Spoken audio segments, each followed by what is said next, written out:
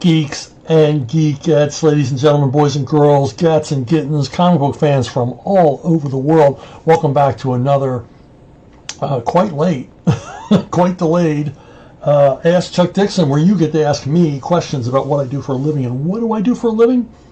Let's all say it together. I write comic books. So, yeah, I didn't, I missed the show. I missed the step on you, and I'm sorry, but I have a good excuse. I've been writing a lot. Last time out, I was finishing up a novel, doing the final rewrites and format and back and forth with my editor, and that takes up time. And then I jumped right on a screenplay. Yes, I'm writing a screenplay. If you've listened to these videos, you know over and over and over again, I don't want to write a screenplay. I don't like writing screenplays. I don't like the format and everything else, but I've been strongly encouraged to write this one, and by a lot of very talented people, so who are very persuasive. So I am writing a screenplay. I have a co-writer, thank God, because I can't format in first draft to save my life. So there we go. Also, other delays. You're continuing to have challenges from installing a new computer. Missing files, losing files, having to recreate files, having to reinstall programs and all the rest of it. It doesn't get any easier. They don't make it easy. Why can't? And I know I'm going to get a million. Well, not a million. I never get a million anything, but I'm going to get a couple of people commenting. You just port it over, or bring it down from the cloud, or use the Abita Jabita program. Yeah, okay. I don't know any of that, so I do it the old-fashioned way. I move things to an external hard drive and then plug the external hard drive into the new computer. But even that causes problems. Things just don't want to seem to translate. Damn you, Windows! And I'm going to get more comments. Yeah, you should get a Mac. You should go with Apple. Yeah. I've heard that. Half my life. Wow, that's weird, isn't it? I have literally heard that half my life. Half of my life has been in the age of information. Amazing. Anyway, that's not what you came here to hear about. You came here to hear about geeky stuff and comic books and stuff like that, and apparently James Bond. Tim Gilpin opens up he's the first one out of the bag of mail, and he says, with Amazon MGM starting work on its first James Bond movie, how do you think the film should depict Bond? It could show him as an established 00 agent which worked for Pierce Brosnan and his predecessors, or follow the franchise's approach with Daniel Craig introducing the recently promoted 007. Yeah, I don't know how they're going to do it. I'll tell you what I don't want to see, and I think all of you are going to agree with me. I don't want to see an origin story. I don't want an origin story. I don't care if they start with him in his first week as 007, his first assignment. That's fine, but I don't want to know anything about Bond's background. Beyond hints here and there. I damn sure don't want him to have some sort of trauma that he's working out, like seems to be the shortcut for lazy writers. But I have a lot of faith in the folks who are involved with this project. They've got, good stuff in their background. They've got a good track record. Of course, things can always go wrong, and who knows what Amazon is asking them to do. But I have a good feeling about this. And look, Amazon, brought you Reacher, Terminal List, a new Terminal List spin-off miniseries, a bunch of stuff that you wouldn't think Amazon would do. Because, as I've said before, Amazon has 3 heads in its entertainment department, and it all depends on where things land. And apparently, initially, the Bond franchise landed with the wrong head, and they had all kinds of crazy ideas, like a Moneypenny miniseries and things like that. And they fired her over this because the Bond franchise is potentially worth a lot for Amazon. There's absolutely no reason on earth that Amazon can't bring us a new Bond movie every year. Which has been a dream of mine since I saw Goldfinger. Why can't I see one of these every year? What's wrong with you guys? Giddy up. Let's get us more Bond out there. Now, if it's going to be set modern day, or as a lot of people would prefer, and personally I would prefer as well, set it during the Cold War, set it in the 60s. they've got a young enough actor to play it that he can play Bond for like another 15 years or more, and see the series move up in time. Anyway, I have good feelings about it. I'm going to stay optimistic. I'm not optimistic about a lot of things, but I'm going to remain optimistic about Bond until proven otherwise. So there you go. Next question. Donald Wands, or I don't know if you're German. Maybe it's Wands. Well, you're obviously German. The scenario is, I mean, German American, whatever. I'm off on a million tangents, but hey, it's my show. You can ask for your money back at the returns desk. Okay, Donald Juan says, the scenario is you've come into money and decide to invest your new fortune as the CEO of a publishing house, focusing on the creation of a new superhero universe. Since you're in charge, you get to set the rules that your new crew of writers must adhere to. Oh boy, oh boy, oh boy. First of all, I'd have to win Powerball twice before I would consider getting into publishing as a business. As the old saying goes, if you want to make $1 million in comics, start with $2 million. But it would be tempting, and I'm going to tell you, what I would do is very simple, and what I would do is what the comic book companies all should have done in the early 2000s, when they got to like 2010, and it was obvious the writing was on the wall, comic book sales were falling. The audience was largely disenchanted, and instead of driving them away with woke nonsense and things that violated the characters and violated the franchises, what they should have done is go to top creative teams, writer pencilers, and say, we're going to give you character X. Now, this is how I got every single job I ever had at DC. I said, yeah, you want to write Green Arrow? You want to write Guy Gardner? It wasn't pitch, whatever, okay? So you go to established pros who have a track record, and there's tons of them out there who are underemployed at the moment, and you say to the writer and penciler, I want you to do character X, and I want you to go wherever you want with it. Just go nuts. This is the way comics used to be done. They used to be concerned with overall continuity back in the past.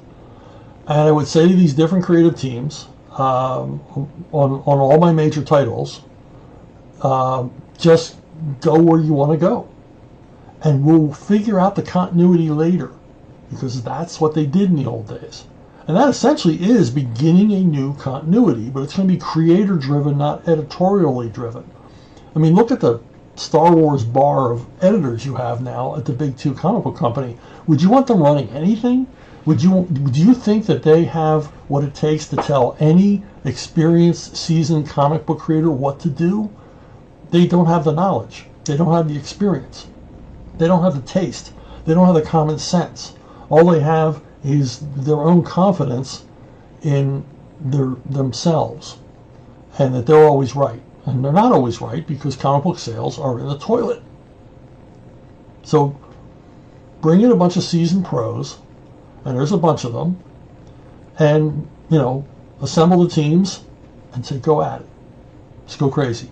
I guarantee you that, first of all, it'll spark a whole lot of interest in the comic book community. And secondly, because you'd want to check it out, right? And secondly, you're harnessing the energy, this creative energy, in a good way. And thirdly, I absolutely guarantee you that a dozen of those titles would be hits. And the ones that aren't hits, okay, that didn't work out. Give it to another team. Give it to a different team. And say, go for it. And that's the way comics used to be done. It used to be done on something called merit. They used to be concerned with something called sales. They used to lay awake at night staring at the ceiling over earnings. But apparently that's not a thing anymore. It's just, hey, whose ox has been gored, and what can I do about it? My own personal petty little agenda that I have. I'm going to present it in comic book form because I don't care about the comics. I just care about getting my message out. So there you go. I heard a great quote today. It kind of relates to this. Winston Churchill. A fanatic is someone who can't change their mind and can't change the subject. Oh, that Winnie. Okay, Christopher Cohen. Speaking of Spidey, I might have got the questions out of order here. Speaking of Spidey, your regular audience here knows your favorite Spidey run was Ditko. But were there other runs or story arcs you enjoyed in the 70s and into the 80s? If so, can you share which ones? Yeah, around Spider-Man 100, I was reading the titles up to then. When they put out that Spider-Man magazine, it kind of brought me back to Spider-Man. I don't know, some of you are probably old enough to remember. They put out like a black and white magazine of Spider-Man. That kind of got me back into the title. And this run with Gil Kane and John Romita basically sharing art chores. Because Romita was nothing against Mr. Romita. The man was an absolute angel, consummate professional, hardworking gentleman. But he had a problem with monthly deadlines. And so, they brought in Gil Kane. And the story's just crazy. The title just goes nuts. Kind of like what I was saying before. You give the creators their head and just say, go for it. And, we end up with a further mutating Spider-Man where he grows 4 more arms. I mean, stuff like that it just blew me away. And then he goes to the Savage Land. I mean, I was just, it's good stuff. There's a lot of great energy there. And now the other Spider-Man run, I kind of fell off the title after a while. I think Ross Andrew, I was reading through the Ross Andrew run, and maybe after him, whoever took over after him, I kind of lost interest. Now I came back for Peter Parker, Spectacular Spider-Man, when the team of Bill Mantlo and Ed Hannigan were on the title, and I really liked their stuff because it was very Ditko-esque. It reminded me a lot of Ditko. Of course, they brought a lot of themselves to it and a lot of great concepts, Cloak and Dagger and other stuff. But I really liked this run. It was a good run on this book, and but that's the last time I really read Spider-Man regularly. I know this title went on, but I think after Hannigan and Mantlo had his tragic accident, and I stopped reading after that. So, hey, you get a twin spin. Hey, we got if you're watching, we've got some new spin graphics that I had to create because of the computer. I lost all my old spins, but you get the you get the benefit. Anyway, Christopher Cohen again. You mentioned Peter Parker should be written as never arriving as a man in full. Do you consider marriage should have been included as part of his evolution, or do you think marriage was a mistake for the character? I don't think marriage was a bad idea. I mean, they were trying to get sales up and maintain interest in the book, and I don't think it was a bad idea at all. But as many of us will have to admit, marriage does not turn you into a man in full. You can still be a goofball, and I certainly was. You can be married and still be a goofball. You can be married and still do lots and lots of things to annoy your new wife, to distraction. I mean, I still do. I've been married almost 40 years, but I can still raise my wife's hackles. Any of us can, because we're geeks. I'm talking to you, my loyal audience. You've been there, you know this. So what I think makes you a man in full is when you have children. And now you got to grow up. You've got to grow up. And I've seen this happen. I've seen guys that I would have bet would have made terrible fathers and wouldn't have been responsible. And when they have that kid, and when they see that kid for the first time, and maybe they're in the delivery room, which is a real eye-opener,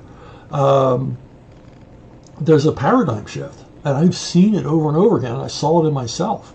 There's a paradigm shift. All of a sudden, you're not an overgrown adolescent anymore. You have real responsibilities for another living thing that you would do anything for. And those feelings come on you like flipping on a switch. You know, like you downloaded a new program. And now you're a different person. You're literally a different person. Your whole world, at least it should, your whole world outlook changes. And you grow up. And I think, you know, if they had continued the storyline and Mary Jane and Peter Parker had a child, you would have, if you were being honest as a writer, you would have a change in Peter Parker. In my opinion, in my version of Peter Parker, where he never really gets it together, he would have to get it together to some extent when they had a child. So there you go. That's my philosophy. My philosophy. Okay. Triple spin. Christopher Cohen is back again, and with part of his question obscured. Hold on here. Okay.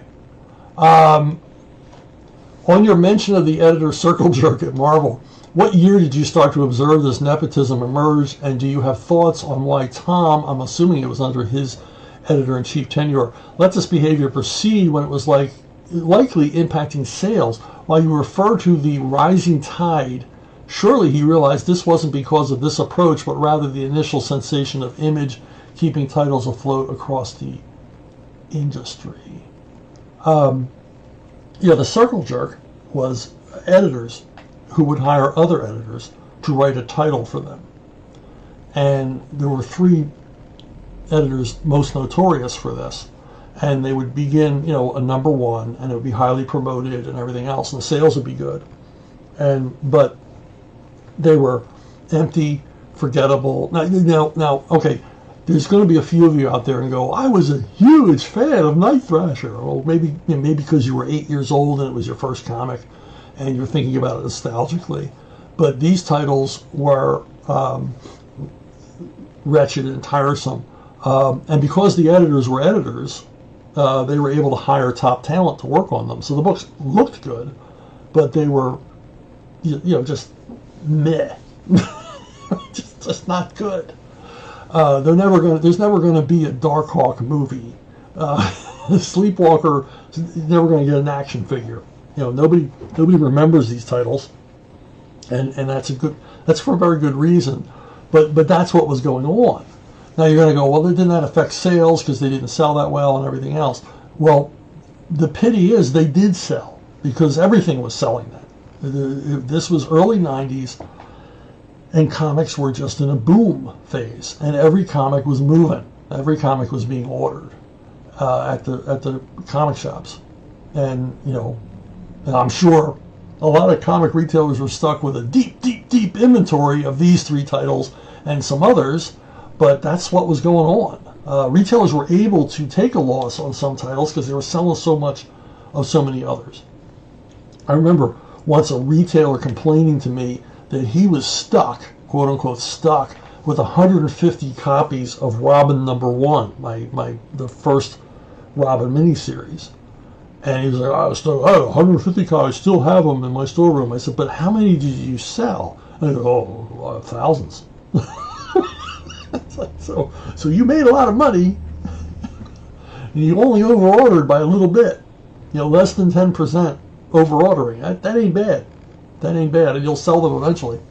I even said, I'll come to your store and sign them all, and you'll sell them. So anyway, yes, Tom DeFalco was in charge, and why did he let this go on? Because the titles weren't losing money. They weren't doing great, but they weren't losing money. Their sales were, eventually, of course, their sales totally collapsed when the whole market collapsed. But for a while there, they were selling along, mid-range, Marvel mainstream titles. And the thing is, at the time, the editors were double dipping because they were making money off the royalties for writing it, but they were also making money off the royalties for editing it. Because at the time, Marvel editors were earning royalties. So this was a nice little grift they had going. And they wisely, I'll hand it to these three guys, they wisely did not simply take over an existing title that was selling well. They sort of kept this in the background. let's create new characters. And, I don't know why, because in Marvel, if you create new characters, it's a lousy deal. But anyway, back to Tom DeFalco. I talked to Tom DeFalco one time because he was taking a lot of chances, and I thought they were good chances. They were doing a series of dinosaur comics, doing a series of Civil War comics, trying to break out into a new market. And I think they did well with the dinosaurs. I don't think they did well with the Civil War. But I asked him, I said, man, you're taking a lot of risks. I said, I really admire that. You're trying to break out, get to a new audience. And he said, Marvel's so profitable now that we can afford to do a few things that lose money.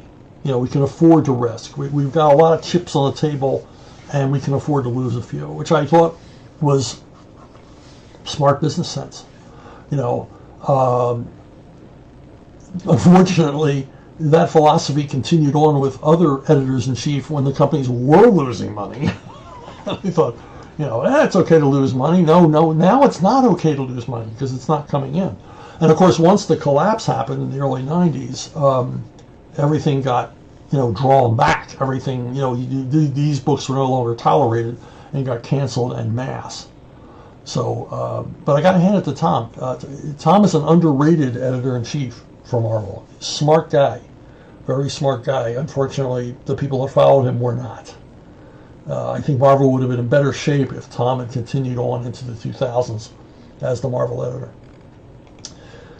Quadruple spin. You're racking them up here, sir. Christopher Cohen is back with, while on the topic of believability, I'm all over the place on your questions. I'm sorry. What are your thoughts on billionaire superheroes keeping construction of their secret bases, quote unquote, off the books? That is, Bruce has had significant modifications made to his Batcave over the years, so how does he ensure construction firms he contracts for this don't question that he is getting them to do the work for, or contract workers not leaking the information on the streets? This is an awesome question. I love this question. To my mind, the Batcave obviously evolved over time. I mean, Bruce and Alfred, Bruce discovers this cave under the manor, and it's just a cave. And they figure out a way to make it accessible to the surface so that they can get a vehicle out and everything else. And I can imagine that Alfred and Batman would be capable, later with the help of Robin, of setting something like that up. But not the extensive array of stuff and levels and engineering challenges that the Batcave would have presented to them later on. And so you go, well, that's ridiculous. He would have to hire an outside construction firm just to shore up this stuff, just to make sure the whole freaking cave didn't come down on him. And through the years, writers have added and added and added to the Batcave. I added a lot of stuff to the Batcave, including a screen, a steel mesh screen above the activity area of the Batcave to catch guano from the bats, so that Batman and Alfred didn't come down to the cave every day and everything was covered with bat shit. So and I think I put in a thing where they had these sound emitters that would keep bats out of the active Batcave area. But if I didn't think of that, I should have. Anyway, of course it's ridiculous that, just as it's ridiculous that they would build a Batmobile. I mean, world's greatest detective, world's toughest guy, Alfred, the world's most loyal servant. They're not automotive engineers. They couldn't build a car, especially not a car like the Batmobile. They couldn't build an awesome car. And, these are things I introduced to the Bat mythos that, I was the first guy to write that basically Bruce picks the Batmobile off the lot and then customizes it. Now, I had come up during Nightfall, at the end of Nightfall, a very elegant solution as to how Wayne Manor could have been rebuilt over the Batcave without the construction crew discovering the caves underneath. And to me, it was a very elegant solution that was rejected by Denny O'Neil. But I still like to think actually happened. In my head, I can see this scene where the construction workers come out to the manor, which they've built off-site. They've built at another site and they've built it on a super thick concrete pad. And they come out the next day to do, put the shutters on, or maybe, finish up the painting, and the manor's gone. And then the next scene is Batman basically thanking Superman, because Superman picked up the manor and moved it in position over the cave, and then all that's necessary is to create the entrances to the cave, which Batman and Alfred were perfectly capable of doing. And in fact, I can see where Bruce Wayne would reach out to other superheroes who know his secret identity to get help with the engineering challenges of creating and maintaining the Batcave. But this was rejected by Denny. I understood. Denny wanted to keep Batman compartmentalized away from the rest of the DCU, so that when you read a Batman story, you didn't go, well, if he's having such a hard time with this guy, why doesn't he just call Green Lantern? We didn't want that possibility in the reader's mind. So I can see that. But I thought, just this once, this is a problem that his good friend Superman could fix in a nonce. So, what are you going to do? Jason Shepard. Chuck is the casual version of Charles. Does anyone call you Charles? No. Except when I'm at the doctor's office. Everybody calls me Chuck. Everybody always has called me Chuck. My dad's name was Charles too, but everybody called him Duke. My mom called him Charles, but everybody else called him Duke. I've told that story before where he got the name Duke. But I've always been Chuck. One time we moved into a new house when I was a kid, and we had a neighbor lady who was hard of hearing, and she was always asking my mother about Chicky. How's Chicky? And my mother would always go, who's Chicky? Your son, Chicky. No. And no one called me Chucky. I did not like that at all. So yeah, I've always been Chuck. Jason Shepard again. I'm actually giving you a twin spin. Too late. What is your opinion of the 1982 Conan the Barbarian movie? Personally, I think it's a poor adaptation of Robert E. Howard, but it's a great movie. It creates a world that feels realistic and fantastic at the same time. The action is great. The musical score by Basil Polidorus is one of my favorites. I feel Arnold Schwarzenegger does a pretty good job here. He's not the movie star he would eventually become, but he definitely has magnetism. He's not playing Howard's Conan, but he does the best he can with the script and the limitations as an actor. I feel like Jason Momoa from the 2011 movie was far better Conan in an inferior movie. Not a fan of the first movie, certainly not a fan of the second movie. It doesn't feel like Howard. I don't like the Wheel of Pain origin to give him the muscles. I think the filmmakers, remember these are Dino De Laurentiis movies, I think that they wanted the muscles explained. Where's a guy get built like that? And I met Schwarzenegger just before he began filming this movie. He was at our local ABC affiliate to appear on a morning show to promote a book, a book about bodybuilding, and I went in the green room and talked to him. A super nice guy. I was in a janitor's outfit. I look like I escaped from Arkham. I had an orange jumpsuit on. And very nice guy. Talked to me for 20 minutes until they called him to go on the air. And what we talked about was Conan. I just said, hey, what are you working on? And he says, oh, they want me to do Conan. And we started talking about Conan. He'd read the comics. He said, I'm working my way through the Robert E. Howard stories. And he said, I said, well, how do you prepare to play a role like that? And he said, well, I'm not training anymore because I don't want to look like a weightlifter. I don't want to look like Steve Reeves. Of course, he looks enormous in the movie, but he wasn't. He says, I haven't been training for months in preparation, basically trying to lose some of his muscle mass. Of course, he still looked huge to me, but I was taller than him, which pleased me no end. He's 6 foot. I'm 6'3", so I got that on him, but that's about it. So, but yeah, I didn't think the Conan movies were Conan at all. They didn't remind me of Howard at all. And I agree with you, Jason Momoa was a better look. But I never saw this movie. The trailer kind of turned me off. I thought some of the casting was kind of weird. Stephen Lang as the bad guy. I love Stephen Lang. He's a tremendous actor, but boy, he looked out of place in this movie as the bad guy. You really needed someone like James Earl Jones, someone that looked more exotic. Yeah, there you go.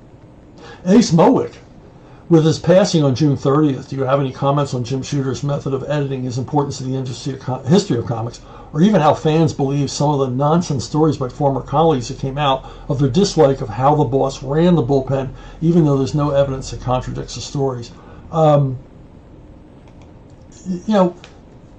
Jim Shooter, obviously talented guy, very talented guy, and he was able to take what he did at Marvel and go over to Valiant and recreate it. That's something. That's like having 2 hit TV shows. To do something and then go show that it wasn't a fluke. You could do it again. And first time he's doing it with an established company. Second time he does it, out of thin air. Does it with a bunch of completely forgotten gold key characters, and does an awesome job. And basically he creates a company totally in his image. And yeah, he had storytelling rules that I heard nothing but bitching about, from artists and from writers. He had rules about the Marvel Universe, things like that. But every editor has these. Every editor-in-chief has these prejudices, but they weren't crippling prejudices. Dan DiDio at DC, he had all these prejudices about continuity and characters he liked and characters he disliked. And his decisions, based on his prejudices, were always disastrous. They always harmed the company. Shooter's didn't harm the company. He was just basically trying to bring consistency to the work, consistency to the continuity. He wanted to keep putting out good comics every month, and he was very concerned about the way the comics looked, the way they read, and the rest of it. And I think all of that was a good influence. And of course, it made a lot of editors and a lot of creatives have to work harder, and especially editors, they don't like being asked to work hard because they basically have a job. Their job is going to lunch and talking on the phone, and they didn't want to have this whip hand behind them telling them to make sure their creatives got handed in their work on time, all the rest of things like that. So and there are stories about Shooter, and some of them aren't made up. I mean, he was a complex guy, and I have heard a couple bad stories about him, about how he treated creators, and they are true because I trust these creators. I trust. Others that would tell stories, and you're right, it was like, wow, it just sounded like he hurt your feelings. I mean, he didn't really do anything bad, he just hurt your feelings. And I know you, and you need your feelings hurt every once in a while. But yeah, he did some bad stuff. But then on the flip side, I've heard from creators wonderful stories about things that he did for them. So he's a complicated guy. He was kind of like Walt Disney in that aspect. These horror stories about Walt Disney, and there was people that say Walt Disney he walked with Jesus.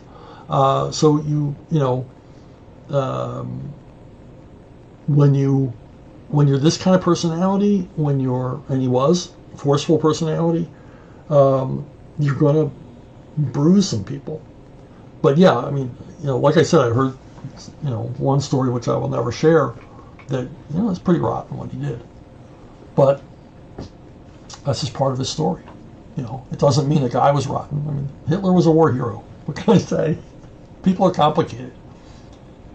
Hey, I got these really cool postcards, and I'll send you a few signed by me if you join me at Subscribe Chuck Dixon, where for $5 a month you get digital goodies every month and physical goodies. You might get free comics. Well, you will get free comics, especially when you first initially join your first month. You will get a package of signed comics worth far more than what you're paying for the subscription. And then I have different offers over the following months. I'm preparing one now for in the fall, a physical media. But every month you get digital goodies, unpublished stories, scripts, movie treatments, things like that never see the light of day beyond my hard drive. So there you go. As always, if you want to contact me, you go to brunobookstore@gmail.com, brunobookstore@gmail.com. It's the most reliable way to reach me. And I want to thank you all for watching, listening, subscribing, and all the rest, and especially your fantastic questions. As I've said before, thought I'd run out of questions years ago, but you people keep bringing stuff up and interesting topics to talk about and consider. And I appreciate the communication. I appreciate this little community we got going here. And I will see all of you, I hope, down the road.